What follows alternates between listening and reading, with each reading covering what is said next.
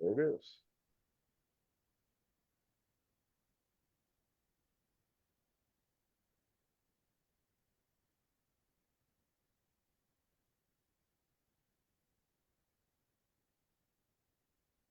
All right, hey, good evening, everybody. Welcome to another great edition of Racers News Network Live.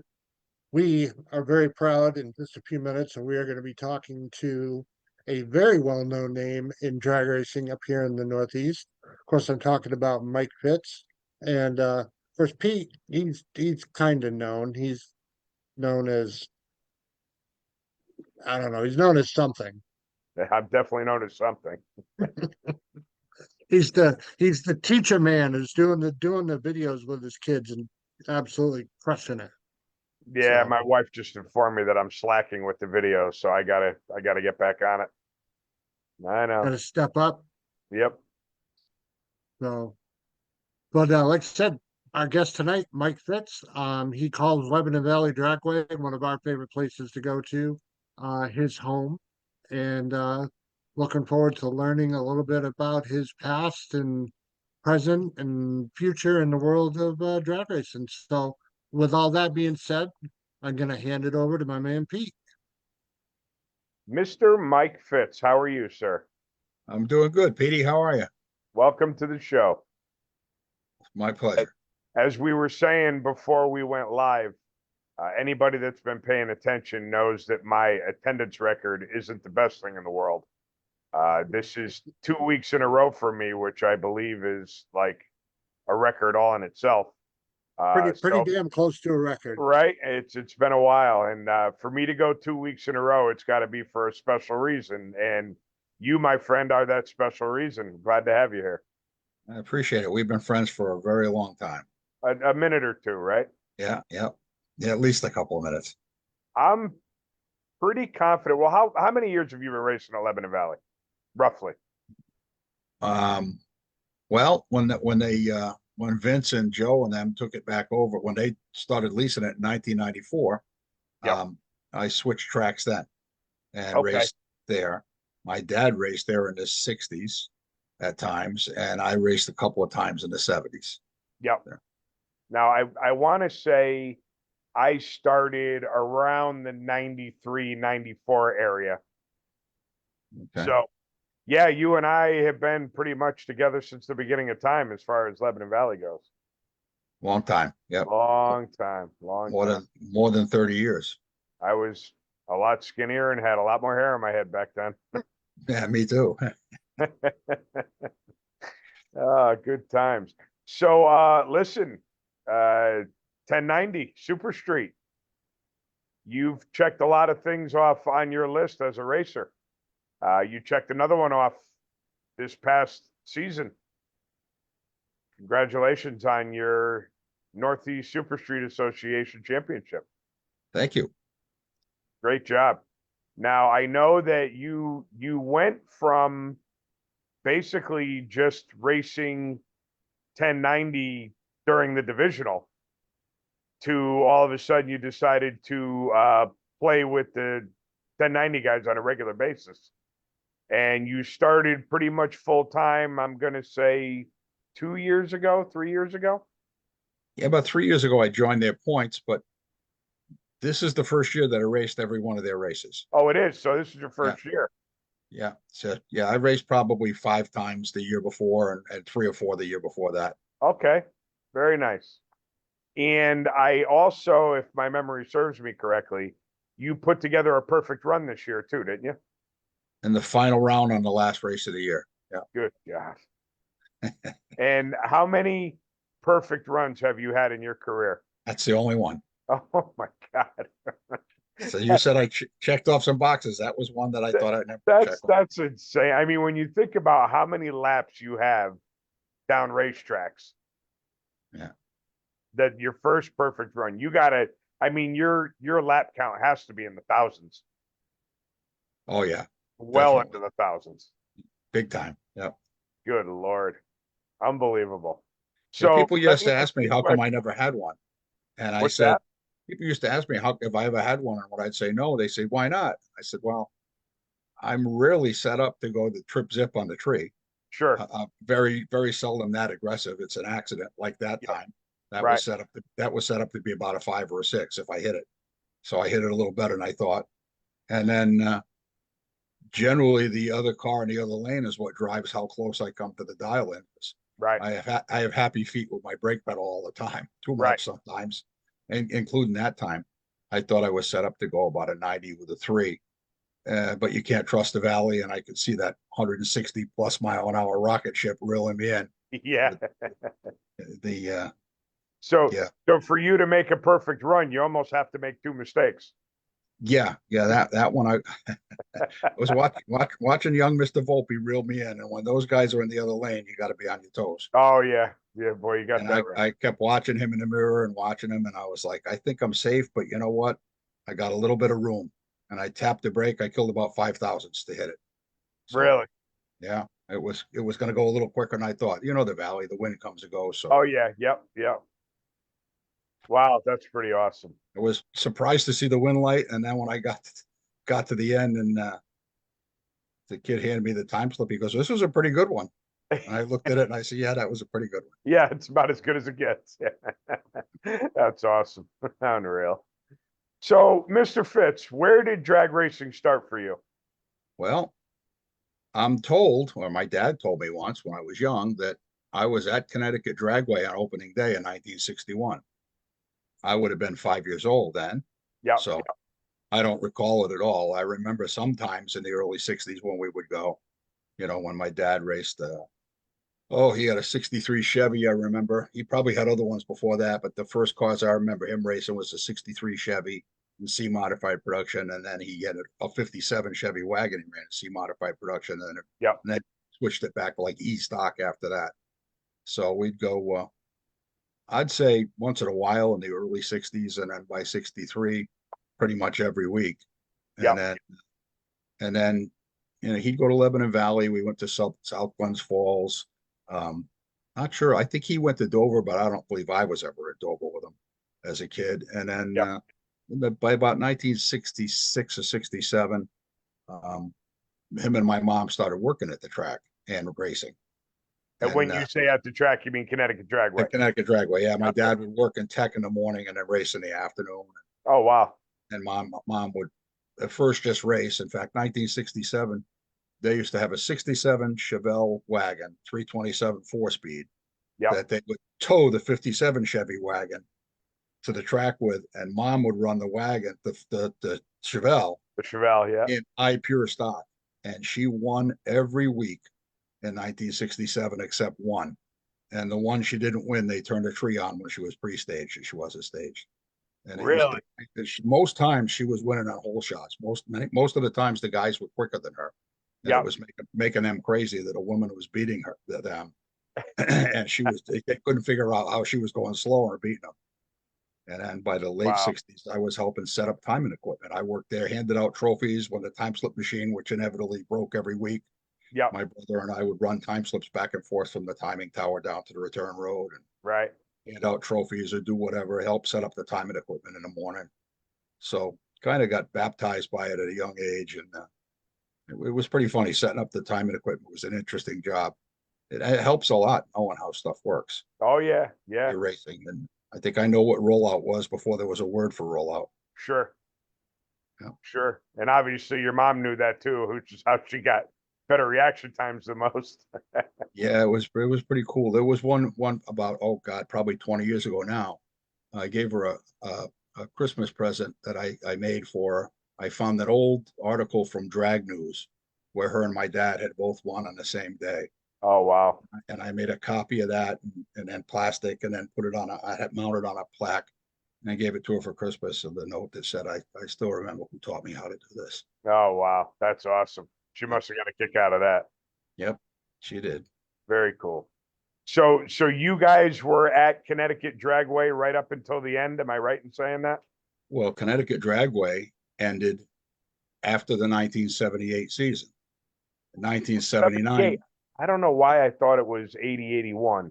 Well, 1978, they dragged Frank Sr. got sick and then Junior took over. And then they only ran it once a year in 77, 78. Gotcha. And once a month. And then in 79, they didn't run a drag racing event. They ran some snowmobile event. That's how they Yep. kept the zoning alive.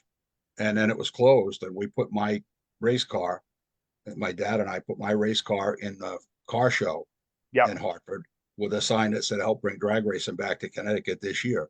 Right. And we got over 4,000 signatures. In fact, we got there late the last day of the show because we couldn't find a place to park the truck and the trailers. So many people to show. Really? And we had to walk like a half a mile. And they were signing the sign, but I mean, it was so much interest that my dad managed to round up 18 of them, I think, altogether, investors, other racers and speed shop owners and that. And they formed Connecticut International Raceway. And then we got volunteer help. Just put word of mouth. And for Yep. about a month on weekends before we opened, I mean, the Right. place had gone downhill pretty badly. I mean, there's Sure. pictures you see on Facebook every now and then of me, Eddie Chin, and Mickey Smallridge completely covered with silver paint. We were painting the fences when Right. the wind was kicking our butts, and everybody came, you name it, from fixing the grandstands to the concession. We fixed the whole place up again, and they opened it as Connecticut National Raceway in 1980. And my dad managed it 80 through 85. Okay. And then he passed away in the spring of 86. And then they had made an agreement to lease it to us for 3 more years. Yep. And reneged. Okay. They changed their mind and sold it. It handshake agreement with my dad. Sure. And that was the deal in 80. And again, when they renewed it at the end of 82, Yep. handshake and start racing and do the contract. And that time the handshake wasn't good enough. They changed their mind and sold it. Yeah. Yeah. Right. Right. So Now, I remember you telling me a story. What was the last car to go down the track at Connecticut Dragway? my orange Dodge Omni. Could you tell the story from the red light and the whole 9 yards? It was the last race of the year. It was the Northeast Car Club Challenge. Yep. And I got picked off early, like second round probably. And I just had a bad feeling because there was, would we get another lease?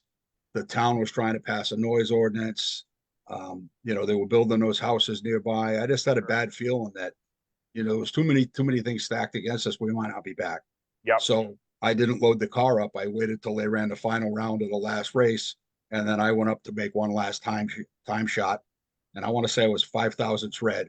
Yep. And went 10:05. And I remember thinking at the time when going down the track, the red light on, thinking, bad feeling, bad omen. The red light. And obviously I don't love the situation, but I love that story.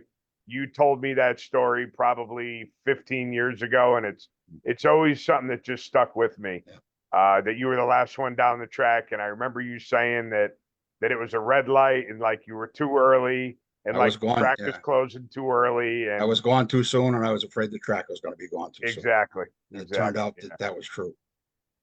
So after that whole debacle, you lost the track. Obviously, your father passed away. He was a big part of you being involved in racing. What's the future like after that for you? Well, I had struggled. I had not won a points championship, and I had tried. I had started this Connecticut Super Pro Racers Association, kind of like the All Star that's been around forever. Yep. With the super stock guys. We did that for 84 and 85 so that the payouts could be better. Instead of 200 to win in Super Pro, with the sponsors and that I had, the least you could win on one of our races was, we had 10 races, and all of them were hat days and t-shirt days. I got sponsors to donate hats with their name on them and Sure. donate t-shirts, and the guys would have to wear them. And then with the prizes and contingencies, the least you'd win on one of those days was 750. The best one was 2,500. Yep. So we had improved all that. And my dad used to tell me that if I focused on my own racing more than worrying about everybody else, I'd win a championship. Right. So then when we closed, I went to Epping and I broke a torque converter the first week, but didn't know it was the converter. And Smallridge and I changed the transmission in the Omni in the snow. Oh my God. There was snow flurries at Epping, and it stopped, and we ran first round and I lost, and then came up the next week and I had taken the converter out, put it right into the next transmission. So it only took it about 2 runs to smoke that one. Sure. So I was out first round the first 2 weeks, and I was trying to dedicate the year to my dad. Right. And not off to a very good start, but went on a tear after that and was in 7 final rounds and won 4 of them. And won Wow. the championship I was 2 full races ahead of the next closest guy. Wow. So that one was for Dad. And what year was that? 1986, first year at Epping. Oh, so that was the year after your father passed away. Yep, yep. So it was a nice tribute to him. And Absolutely. Now, I hate to ask you this because you're going to probably have to take off your shoes to start counting. How many championships have you won? 8. 8 total, Yeah, including the 1090. yeah, yeah, Very cool. yeah. 86 in Super Pro foot braking. Yep. And there were delay boxes around by then, but I didn't use one. And then 91 at Epping again with the dragster, bottom yellow racing because we were in a delay box ban. So no delay box. Yep. Had to figure out how to do it on the bottom yellow with not a lot of adjustments in the car. Frank Lupo made me a great torque converter that was really, really loose. And I Yep. could adjust my starting line RPM to get the lights to be where I wanted them, Oh, okay. up and down. And I'd launch anywhere from 2,800 to 4,200, depending on, you know, What was happening? Yeah. get my reaction times to be good. And won that one. And then 93 was a weird one. They had a New England Drag Racers Association. It lasted 1 year. It was 7 races, 1 at Winterport, Maine, 2 at Oxford, and 4 at Epping. And your best 5 counted. Yep. And Winterport at the time, I've never been there, but everybody said you don't want to take the dragster there. It's like driving over railroad ties. Oh, is that right?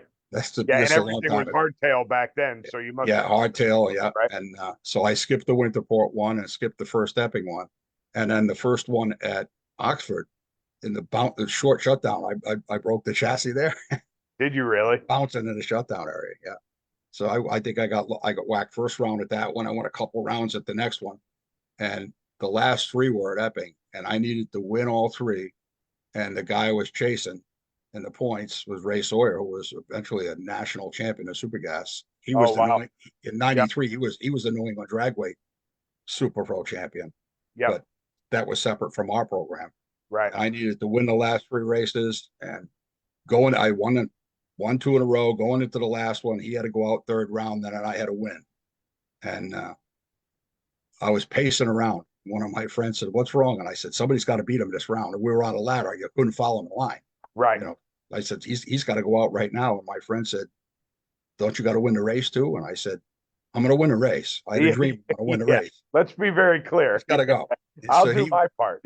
yeah, he went, and I was killing it that day. I think I was 11 or 12 the first couple of rounds, and I just said that's not going to get it done. And I just took all the numbers out of the box and put it on what I call a-hole mode. And it's if they're green, they're going home. Right. And they were all double O's the rest of the way. Oh, And, wow. And then the semifinals was hilarious. The sun was going down, so I had been adding time to the box with all the incandescent light on the tree. You had to add 3 or 4 or 5 thousandths a round. So I had been doing that for a couple of rounds, and I had already added 5 to the box. I did the burnout and backed up, and I thought, boy, that tree's a little darker than I thought. I took my glove off and added 2 more thou and had a perfect light. Oh my God. And when I did that, Ray had been watching, and Ray left. Yeah. He told somebody, he said, "I know where this is going." Yep. And the kid in the final round red lighted. So Wow. won that one. And then up at Lebanon Valley, 2002, 2003, second in 2004 to Grant Nichols. And then I was first and he was second in 05. Oh, And wow. we're idiots. So we teamed up in 06 and Yeah. we just to have fun with people, one or the other would go right at the front of the line and then make the first round and then run back and stop and get out of the car and run over it and show the time slip that either he'd show me or I'd show him. Sure. Just to make them all crazy. Yeah. Yeah. Aren't you guys like arch enemies? No, we're teammates. But it didn't work out that well. We never would line up with one another before that ever. And that year, for some reason, we ran first round against each other 5 times. Oh my God, really? We just took time beating each other up. And but yeah, then 2010 I won another one.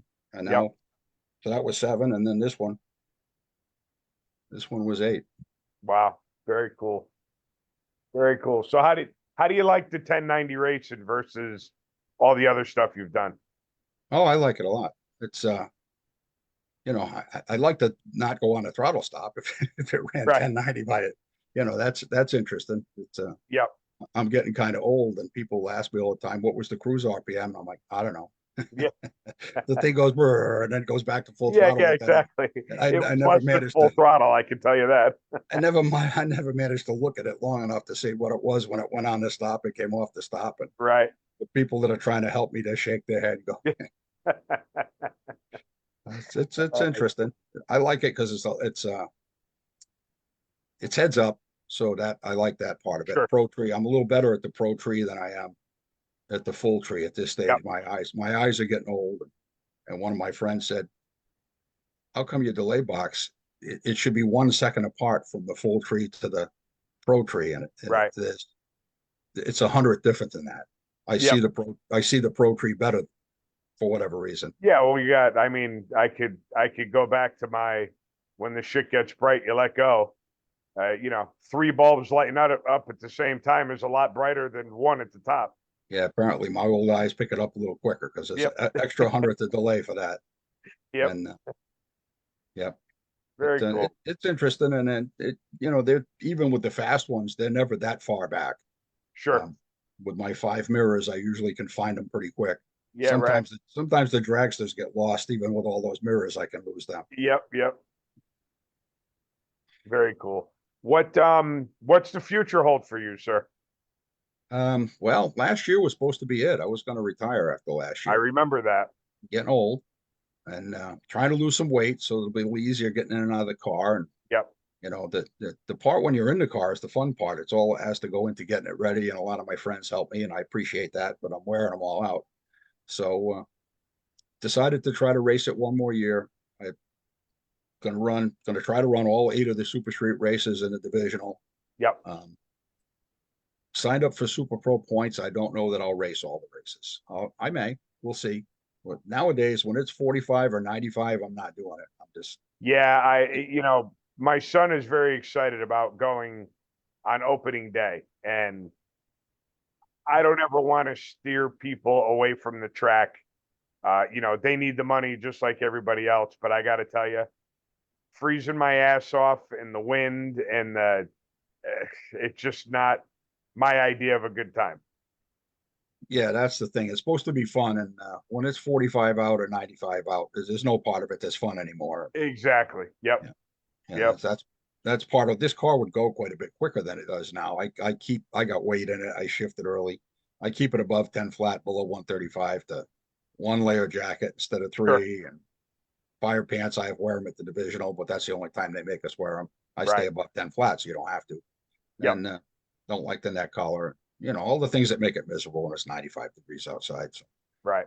that can all stay. And it feels the same going 10-0 or 970. So Yep. yeah, well, that's all good. Excellent. So we got you back for another year. Gonna try. We'll see. I've been on a weight loss program. I lost about 15 pounds. I'm doing that Ozempic deal. Oh, It's a okay. great it's a great deal. It's about $100 a pound to lose the weight.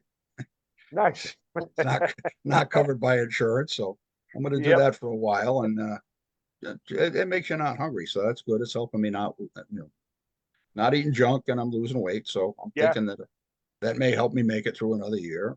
Excellent. We'll see. Good. We'll see. And you do I don't want to say quite a bit, but you definitely get behind the mic fairly often up there, correct? Doing some Yeah, 6 to 10 times a year now. I okay.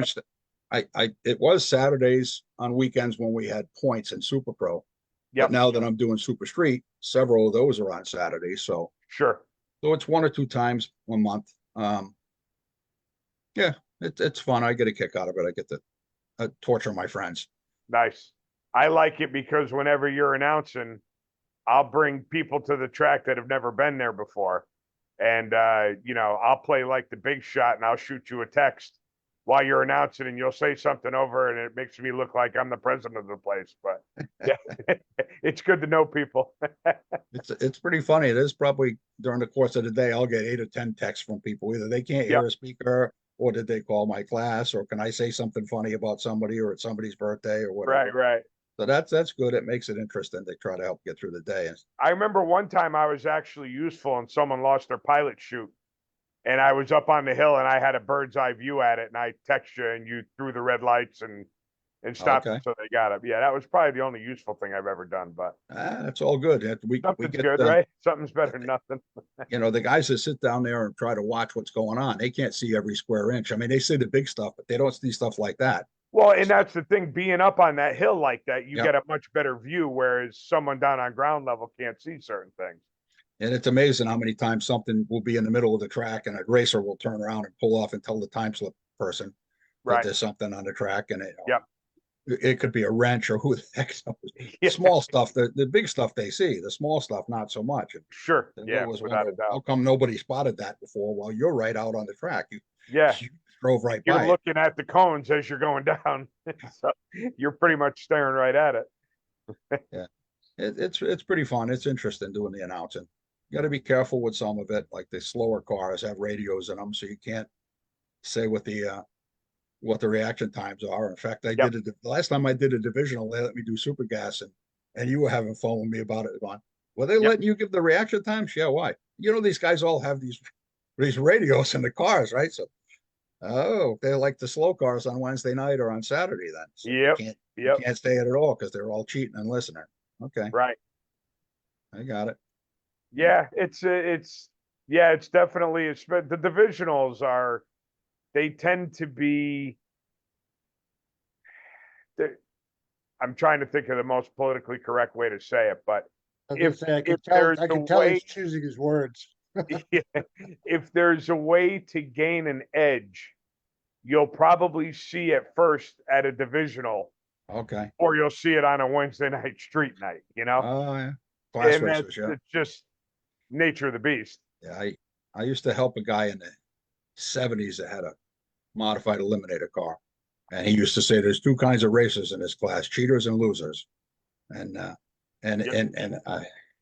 you name it. He had titanium components on the thing that weren't supposed to be there. So we had to mix iron filings and paint and then paint them with that so that if the tech guy put a magnet on it, it would stick. Right.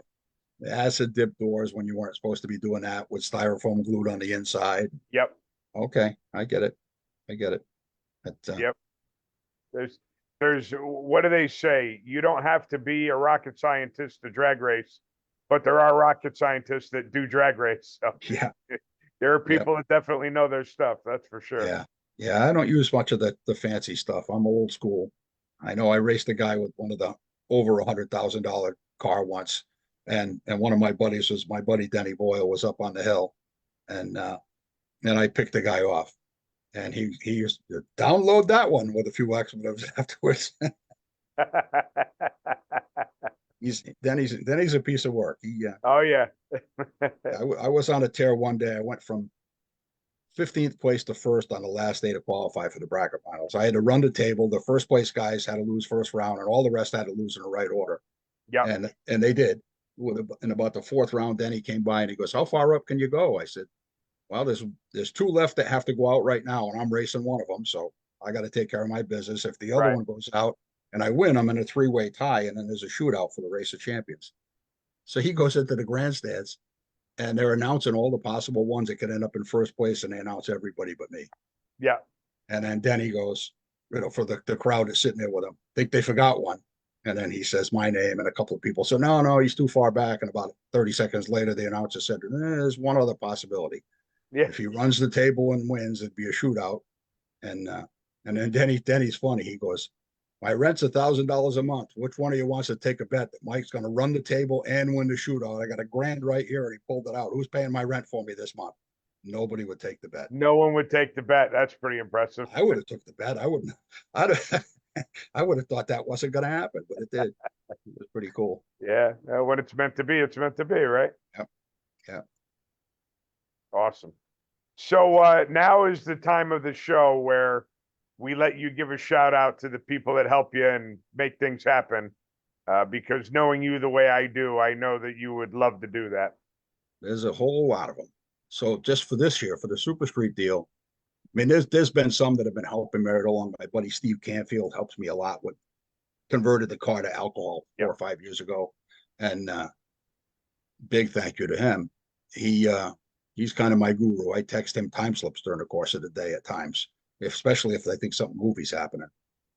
Chuck Capella took a Friday off last year, and before the first Friday before we started racing, and really decided to get this throttle stop serious.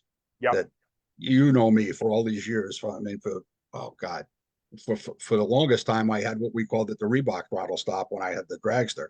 Right. If you remember, I didn't have one forever, and then I finally put one in and got down to about 4 left at the divisional one year, and the car kept going faster and faster and faster. And the more time we put in it, Kenny Moses was helping me. I used to say, "Put me in, coach. I'm ready to play. What numbers do I put in this stupid thing?" And Yep. then he had me start with like a second and a second, and then we're changing one of the numbers, and the car just kept going faster. I mean, I probably could have gone 865, and I was just killing all that with the brake pedal to get that far.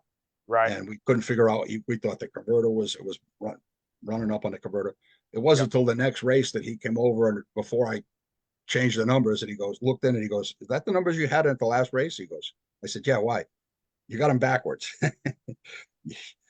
Instead of adding time to the timer, I kept making it come on further down the track. Getting on further down the track, you were actually shortening the duration of when it was on the stop. Yeah, so that was why it kept going fast. So that's me with throttle stops. So Yep. Grant Nichols and others have tried to help, and Grant is very helpful now. And Chuck took a day, and we just spent the day. We caught a lucky day at the Valley with no wind. Yep. And managed to get enough runs to figure out a ratio with the thing and get it in the ballpark so that when the Lion POS that I call my weather station, yeah, it'll be right, it'll be right, it'll be right, and then I trust it. And wrong. So when all else fails, I just get it close and then use the 3-1 to get it And closer. drive, yeah. Between Chuck and Steve and Grant, those three helping me figure out the throttle stop. That's really why I got so lucky this year. Yeah. Is all of a sudden the car would get close to 1090 and I could just leave it. And the less buttons I touch, Yeah. my wife has to Shut turn up the and computer drive on. Yeah, pretty much, right?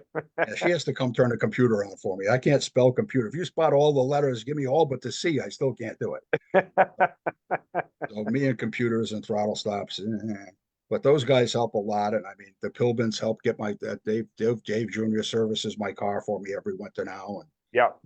you name it, from Wade Horton is, he's been my crew chief guy for several years now. He can barely breathe, so he helps the best he can. And his daughter, Stacy, and Yep. a couple of his friends, Jeff Cross and his wife, Michelle, circle track people that haven't ever been to the drag strip, came to watch Wade, ended up helping me. I won a super straight race. We all went out to dinner. Now he bought a race car. Never thought he'd Oh, be no involved in kidding. drag Oh, race. I that's went, cool. bought a car from Scott Sandberg, and he's going to race this year, drag race. Awesome. Before this season, that's a guy, if you asked him, he never would have even expected it. But so that's cool. We got somebody new into the sport. Yep. Yep. New blood. Absolutely.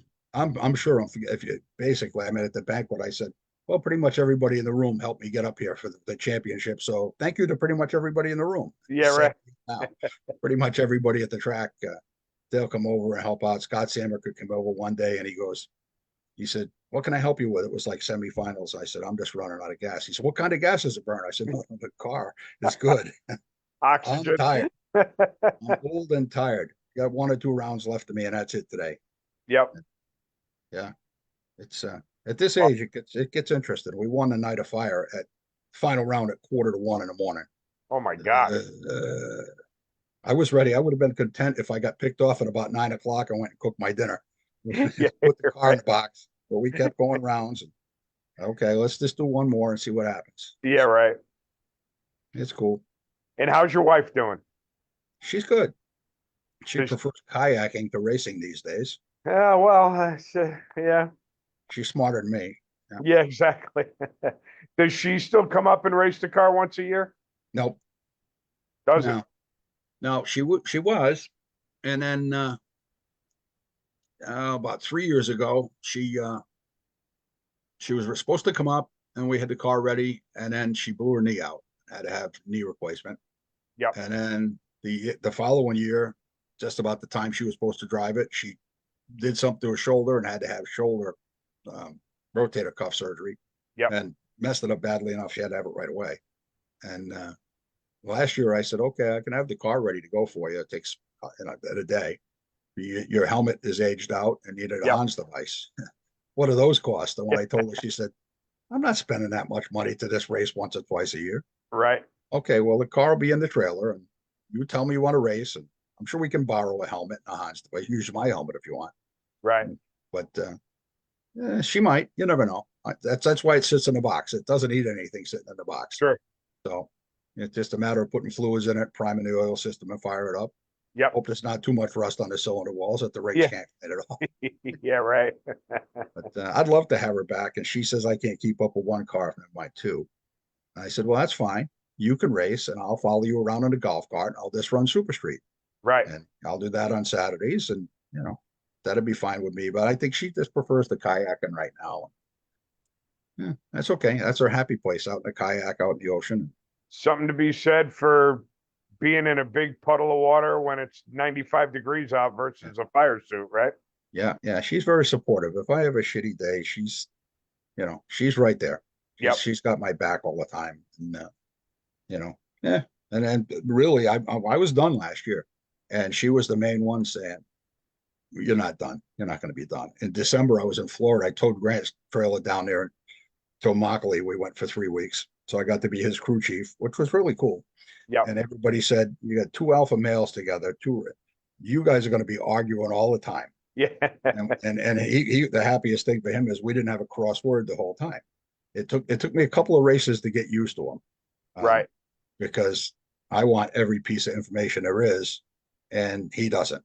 He wants to be left alone. Just put me in the car, leave me alone. There's certain things he wants. It took me about 2 or 3 races to figure out what he wants to know and what he does. What's meaningless nonsense to him that I want to know. Like who had the bye last round, and that's who I'm racing. And Sure. But the second time he said, don't overload me. Gotcha. So this took two or 3 races to learn that, but we were good. I was like, yeah, we weren't like two alphas. He's the alpha. He's the driver. Right. I'm the support guy. So just Yep. understand my role. It's try to help him. He came close. He got down to 10 left about 6 times. And, Oh, no kidding. Just couldn't catch that one break. He had Steve Cisco with 10 left and 002 to a 17, and he made about a foot, blew the tires away when the dew came in. Really? And that one. I thought that was the night he was going to get it. But he's looking forward to it again this year. I'm probably going with him. We'll see. Nice. We had fun. That was good. And then I had my car sold while we were down there. And I called my wife to see what her thoughts were about that. I said, Yep. This guy wants a package deal. He wants the trailer too. She said, why would you sell the trailer? I said, well, if I'm getting out of races, she goes, 8 seconds after you sell that car, you'll be trying to figure out if you get old super stock car or something you can get in and out of easier. You're not going to quit racing. Right. He said, just fix your car up and race another season. So she's been the main one telling me I got to keep doing it. Awesome. Well, I'm glad she did, because I look forward to coming up there and seeing you. Yeah, it's my racing family up there. I miss everybody. Will That'd be we the be hard seeing part. you at the Dusen race, Mike? Which Dusen, yeah. Yeah. And I managed to get on the high roller door car list. I got real lucky, and I was out doing one of my part-time jobs this weekend, Uber driving, and while I was waiting for one of the riders that I don't remember, it was one that didn't show up. You got to wait for them to come out. They ordered the ride. You'd think that when you get there after they wait 10 minutes that they'd be ready to go, but nah. Right. So I usually just flip on Facebook and delete the useless messages and see whose birthday it is or whatever, who did something good with their race car. Right when I turned it on, it popped up and said, all right, here's the post you all been waiting for. Sign me up for the door car race, please. So I'm the first one on the list, only by sheer luck. That happened with me, except I was on the other end. I was doing something at my shop, and we were taking a little break. And I looked at it, and I saw the post, and I said, sign me up. I'm number 30 out of 32. Yeah. Okay, cool. So Yeah, last year I was on vacation in Florida, and it was like dinner time when he posted it. And I happened to just I hadn't had it on all day. I turned it on. I usually spend 5 or 10 minutes at wish everybody happy birthday and whatever. sure. And I happened to turn it on, and it popped up, and I was the first or second one to sign up for the high roller race then. And I'm calling all my friends, and my wife's like, we're supposed to be having dinner here, right? Yeah. I'm calling everybody to let them know that you got to hurry up and sign up if you want. Yeah, right. And then last year I ended up not in the high roller because with the rain, and then they backed it up, and now the high roller wasn't a separate night like it is this year, like Right. it was the year before. It was during the race. It was like 3 or 4 rounds in. It had to be maybe 4th or 5th round when they finally could do it. Yep. and I was still in the big race. Right. And I just said, yeah, you know what? The car could probably do this because it's on alcohol, but I don't have that kind of energy in the tank. So I just, my little buddy Claudia had ran me in the third round, and she put a trip zip on me, and her car didn't run the number, and I picked her off. Right. I said, I felt bad, and I said, I can't afford to pay for you to be in it, but if you want my spot in the high roller race, I'll withdraw and you can have my spot. Yep. Which she got in. I don't know how she did. I don't think she did great, but at least kind of try to help Right. her out. She's Right. new, but yeah. So I didn't get to do it this past year, but I'm looking forward to it. I like the high roller deal. That's a good race. Yeah, that's a lot of fun. Yeah, and they got to make sure that we only get one time run. Two years ago, we have weasels at the track, and they're supposed to It one was, time. yeah, I mean, it's the way it was worded. And we were actually talking to Gary about this. If you double entered, you got a discount in the beginning of the weekend. All right, if you double entered per day. Yeah. If you bought one ticket and then you decided you wanted to double enter like on Sunday, Yeah. Get a time you had to trial. pay the full price. But Yeah. then they would consider that a new entry Yeah. and give you a time trial. Yeah, that's cool. I'm talking about the Friday night deal. What they did is supposed to be one time shot and go. Right. So they did one time shot of door cars, one time shot of dragsters, and instead of calling first round, they called the open test and tune.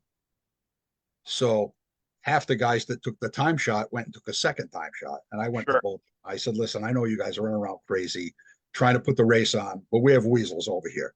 They don't get where it says it's one time shot and go. Right. And there's nothing you can do about it now, but for this year, what I believe they're going to do is door car time shot, dragster time shot, door car first round, dragster first round, then they test it to them. Then test and tune, right? But yeah, that's okay. So hey, if you like you said earlier, if there's a way to get an edge, they're going to do it. There's a way to exploit it. They're going to exploit it. Yeah.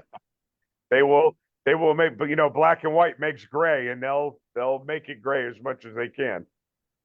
Yeah, they did the deal down in Florida. They did there was 3 weekends with Grant. They did a couple of different ways they did it, and one of them was the last one I liked the best was they'd call all the door cars to the lanes. Yep. And then the double door cars after them. Oh, okay. So if you were doubled, you come up with everybody else, but you better be up far enough in the line so that you get your time shot and you cool or whatever you got to do. Come back around, right? And then you come back around, and then all the dragsters, and then the double dragsters. Yeah. And then they for first round all the door cars, and then the doubles. Yep. And what they were doing was that way, if you were a double guy, you had to wait till they called the doubles. In other words, you went with everybody else. Sure. Now you quit. So the other way around, you're a double guy, you go up first, and you come right back around. Now you just made a run down the track, and you're going to race somebody that hasn't made a run down the track yet. Today. Right. So by doing it like that, you want doubles to race doubles. Yeah.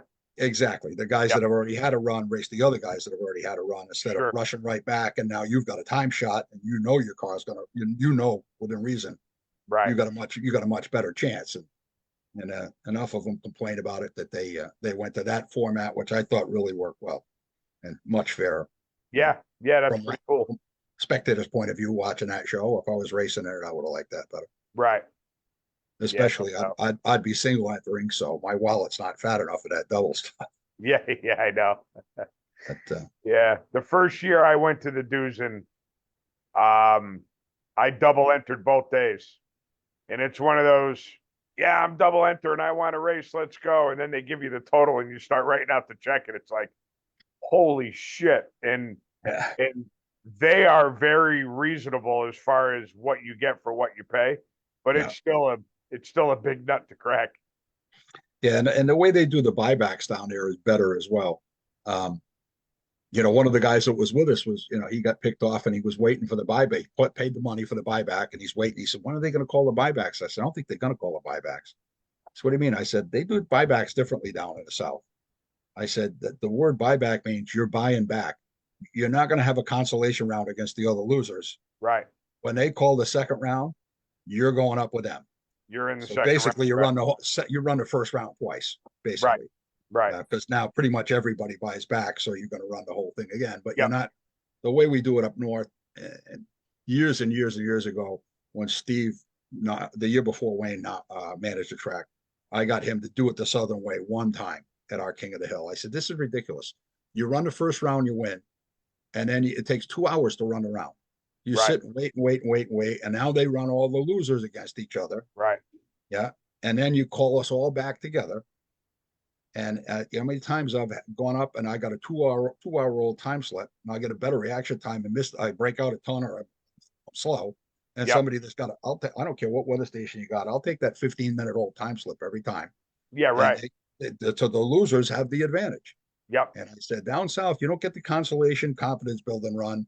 You go back in line. Yeah. You And buy back you into have the it second figured out. round. Yeah. That makes a lot of sense. And you know, so he did it that way, but I won't say who, but there was one guy that really wore him out. This is not, you got to win, that you should have to win to get back in the race. And and I try to tell the guy, it's much fairer this way. Right. And he didn't want to hear it. So he said, I'll never do this again. I'm not listening to this nonsense. I'll do it the way we used to do it. Well, Yep. the next year they went back to the old way. And Right. that guy that wore him out with what he won the first round. Yep. And he got picked off by a buyback guy that had a fresh time slip. He came over with his head down and he goes, "You were right. It was better." You were right. I said, "Hey, I didn't invent it. I didn't invent it. They did. That's how they do it down south. And Right. I like it better that way." Yep. And they say it takes longer because you run the second round twice. But if you think about it, you run the consolation, you run the losers against each other, and then half of them come back anyway. So Right. the time it takes to run all of them and then half of them come back, it's pretty much a wash. It didn't seem Yep. to take. It didn't seem to take any longer, you know. But I agree. No, I like that theory a lot better. It makes a lot more sense. I mean, both of them work, but for me, that's a fairer way. Yeah. Yeah. I agree. I agree.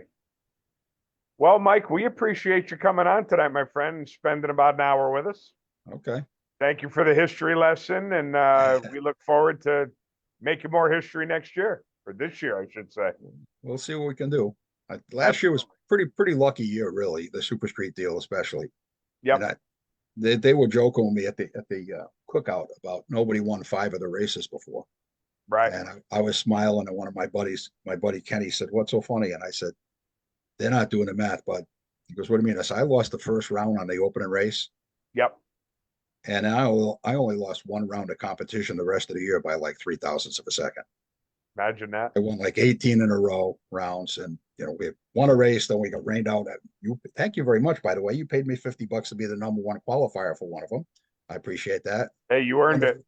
Won the first round, and would have had the second round by, and it rained. Then won the next 2, and then got down to 5 left. And my buddy Mike Falcone, I think I hit him 5 to 8 on the tree. Yep. And I took 9 thou at the stripe and went whatever it is, 5 or 6 thousandths further under than him to do that. Right. So okay, I'll take a 005 and 9 at the stripe and win about 9 out of 10 races doing Oh, that. you probably 19 out of 20. Yeah. Yeah. And so that was my only other loss, and I won the last 2 races. So Wow. that kind of nonsense, I'm not going to have that kind of luck again. That was Hey. the wind light kept coming on, and I'm like what? And Kenny Van Gorder kept saying, "Are you going to let one of us win one of these?" I said, "I'm giving you guys the opportunity to pluck that horseshoe out of my butt, and nobody seems to do it." You know, that perfect run was the one, but I mean, there was plenty of times I was 20 and 1 over or whatever, and there was plenty of room to beat me a lot of times. Yep. Yep. When you needed a good run, that's when I got a good run, and when I could get by with an average one, you know. And Ray Butler one day, I ran him and got lucky, got by him, and he came over to shake my hand, and I said, "You know, in this program here, there are no ducks in this pond. There's only sharks in this pond. Yep. You look down that line, and there's not a single car you look at and go, that's the one I'd like to be racing this round." Yep. They all drill the tree and they all run a number. It's, you know. Yeah. I mean, listen, you know how many years I've run divisionals. And I mean, those are the people that do it, travel track to track. You could go from one end of the country to the other. And I've raced the series up at Lebanon Valley quite a bit. And I got to tell you, I never unload my car at Lebanon Valley to race a super street and say, "Oh, this is going to be an easy day." It doesn't work that way. I Nope. mean, especially when you're racing racers that race that track all the time, they're already good, and then you give them the home field advantage, and they're even better. So Yeah. it's One not of an the days, easy weekend ever. one of the days Wade was helping me and he said, "Do you know who you got this round?" And I said, "No." And he said, "Well, you want me to go find out?" I said, "It doesn't matter." And he said, "It doesn't matter." I said, "Look over there." Yeah, Yeah. Whatever pick one your they poison, tell me. right? Yeah. There's not like there's one I can look over and say, "Oh, I hope I get that one this round." Yeah, yep. There's none of them. And even Mr. Volpe, I mean, oh my God, that Frank, I raced Nick and Frank and rocket ships and they drilled the tree and boy, are those guys hard. Oh, I yeah, mean, they're way back in the mirror. yeah. At least some of them are close and I can look over my shoulder and try to figure it out. Uh-huh. Those guys are, everybody in the class, it's a class act. There's Yeah, yep. no knuckleheads. Everybody helps each other. I mean, God, Kenny and Sharon Edgar, I didn't mention them before. Oh my God. They're there. They're helping me. If I race one of them and win, they're right back over helping me get ready for the next round, help me Yep, close the trailer door or put the car in the box. I mean, nobody helps me more than those guys. And yep. I'm sure there's others that I'm forgetting that, but Oh, you know, yeah. Alan Carroll, you name it, everybody are Yep. it's I'm pretty lucky. I'm pretty lucky with all the people. Well, you're lucky, but you've earned it. I mean, you've helped countless people over the years, and the good thing about drag racers, a lot of them don't forget. So they're finally, a lot of people are finally happy they could do something for you, because you've done for a lot of people over the years, me included. So Yeah, lending people parts and giving advice and things, absolutely, try to help. advice, parts. I mean, I know for a fact that if I were lined up against you and I came up to you and said, "Mike, give me some pointers on what I'm doing," you would help me race against you. Oh There's yeah, there's yeah, no and I'm nobody special. You would do that for 99% of the yeah. people up there. So That's it. It's I mean, I get a kick out of helping people, and if yeah, they're in the other lane, I used to write those articles when I raced at Epping back in the early '90s, the basics of bracket racing. I did that for a couple of years, and people used to say, "Aren't you worried about you giving away all your secrets?" I said, "Well, first off, they're not all my secrets." right. When I go to a big money race, I yap all the time, but I go to a big money race, I'm standing with Edmund Richardson and Rampy and all those guys. I don't say a word. I just listen. That's it. Take I it in. listen to the guys Run. that win $100,000 a year doing this. Yep. I said a lot of these other things I've learned from folks like that. But if I see something with back then, if it helps you stay involved, and we used to get paid based on head count. Sure. At Epping when I started going up there, it was 600 to win, and then I suggested, why don't you make that? Why we need more cars? I said, make it 1,000 to win on 100 cars. Well, we only get 60 or 70 cars. I said, okay, prorate it. We get Yeah. Right. 75 cars at 750. You get 80 cars, that's 800. By the end of the season, we've got 118 cars, won't we? So $1,180 to win. I said, if there's an incentive, the more cars we get, the more money there is.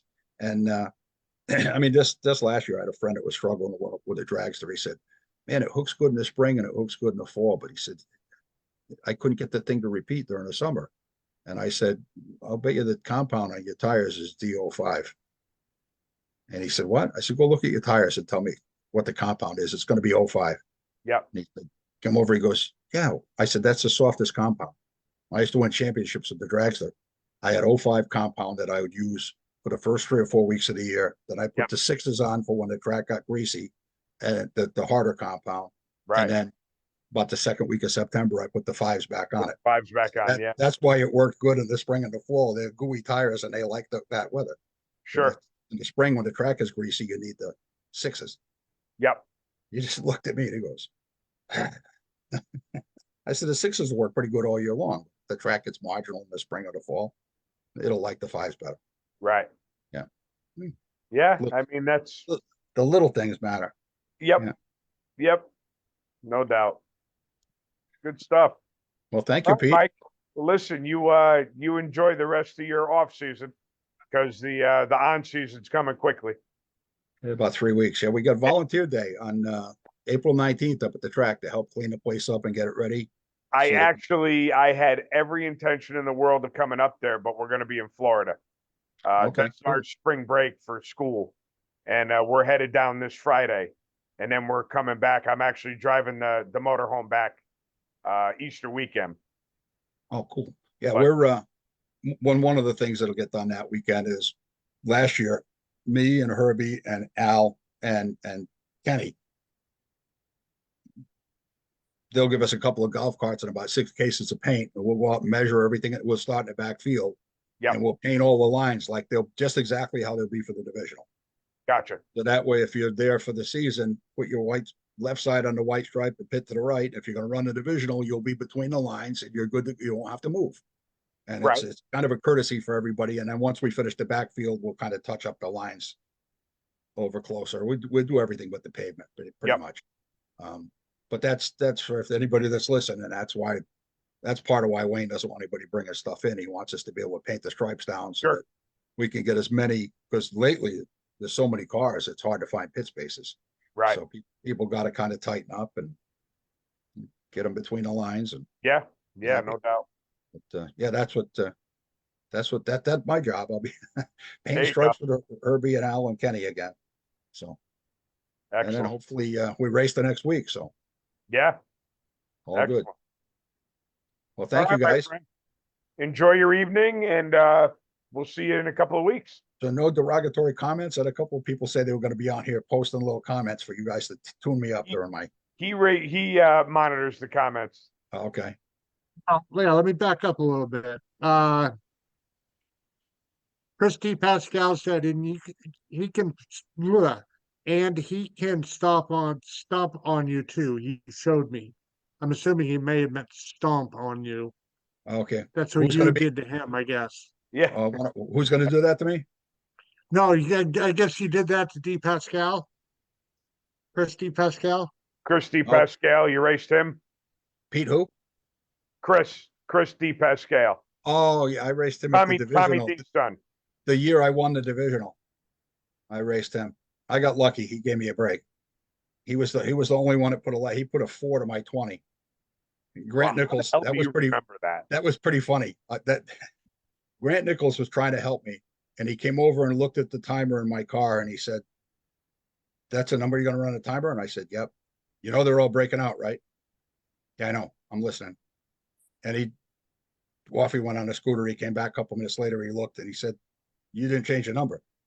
Nope. He said 10 pairs in a row with double breakouts. Yeah, I know. And then he came back again and he goes, "I don't want to tell you how to race, but you're really not going to change that number." I said, "No, I'm not." And he goes, and off he went. And I knew the car could go like a 1082. I never set up that fast. It was going to be a rocket ship. Yeah. And I got lucky against Chris because his is a big mile an hour car compared to Right. me.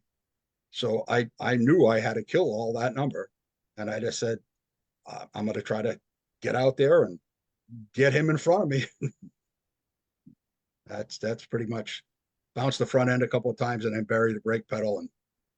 And afterwards, Grant said, "What was that all about?" I said, "I was pretty sure I could stop faster than him since I'm going a lot slower than him." And I said, and they were all double breaking out. So I thought, well, we're probably going to both break out. I got to get him in front of me enough that he's further out than Yeah. me. Let him have the stripe. Yeah. And I stole. His dad was funny. I stole one. He had a 4 to my 20. Don't ask me how I remember that. And his dad came. His dad's a great guy. He came over to me. He said, I try to tell him, pay attention, kid. This guy races every week and he knows what he's doing. Yeah. They were all breaking out. If you don't watch what you're doing, he's going to drop you on your head down there.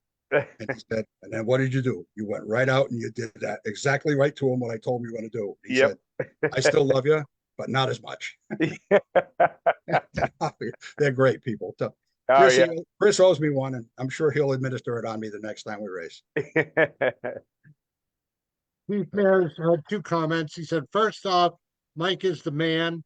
And then a little further down, he said, there's no radios. Come on. He must have one. Okay. All right, cool. Well, I hope everybody enjoyed. Didn't waste an hour of their time. No, it's all good. Yeah. No such Thanks. thing. When you're talking, there's no waste of time. Okay. Thanks, everybody. You You're got welcome, it. Mike. Thank you for Thanks your for time. coming on, Mike. We'll see you soon, buddy. See you guys at the track. Yes, All sir. right, have a great evening. All Bye-bye. right, Mike Fitz, our guest tonight, everybody. Hope you enjoyed it as much as we did. So it's definitely an awesome conversation. No So doubt. Pete, Pete, did Yes, you sir. see Bruno Massel's going to be hosting Pinks? Pinks, I saw that. Yeah. So hopefully they get him a T-shirt that actually fits, and Yeah. it's not like three sizes too Yeah. small. I got to tell you, he's in pretty good shape too, like Rich Christensen was. He he might, he might be flexing a little bit if he could grow the audience a little bit. Keep him off the motorcycle too. Yeah, yeah. Oh God, yeah. No full moons, right? Yeah.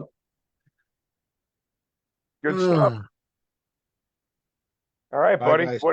What are you doing next weekend? Next week? Next week I have the new version of Jungle Pam's going to be joining us, and of course I'm talking about Mad Maxine. Her husband runs a Ford Mustang Nostalgia Nitro funny car, and Yep, she is his backup girl. She's going to be coming on and talking about um her anti-bullying campaign, yep. stuff she does for kids, and obviously being her husband's backup girl and running. They do the Nitro Chaos tour. Very cool. Yeah, so Excellent. I'll be doing that while you're down in the sun and the fun. Yeah, yeah. We have so for the first time since I've been teaching, the seniors have a senior trip to Disney. Oh, And obviously it's during April break. And I am not one of the chaperones, but I think I'm going to find out what days they are at what park. And I might go down there and surprise them and show up, oh, very cool. put on some Mickey ears and see if I could scare somebody. If you have Mickey ears on, we need to have a picture of it. You're never going to get that. I'll talk to your wife. Yeah, not going to happen. That's cool. All right, my friend. Well, you stay warm up there. Oh yeah, yeah. It's like 20 degrees and snowing. It's supposed to get down in the 20s here tonight. No snow though, thank God. Yeah, I mean nothing major. Yeah. So somebody did post a picture of Lebanon Valley today that they got Yeah, did you some. see that? All the grass was snow.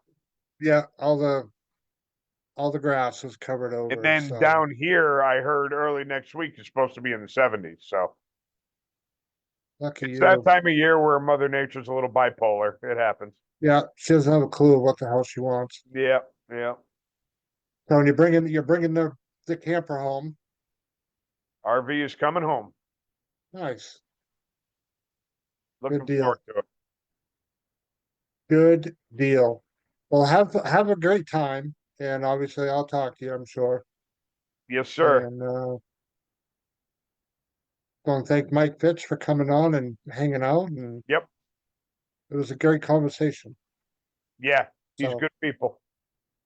and if Frank Volpe's still listening, I was awake through the whole thing. I was just being quiet. Yeah. He was just amazed at the host and how good of an I interview. was in awe of their skills and That's abilities, it. Like a natural. and I'm hungry. So Yeah. I'm tired. I'm going to bed. I'm gonna say you got like 10 minutes and you'll be asleep Yeah, anyways. I'll watch my Street Outlaws locals only for about 8 minutes before I fall asleep. Very cool. Well, have a safe flight and a great time, and we'll talk to you all soon.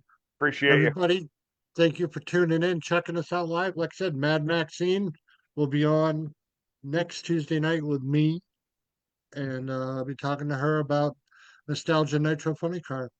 All right. So Good have a luck, guys. great night. We'll talk to you all soon. See you. See you. Have a great night, everyone.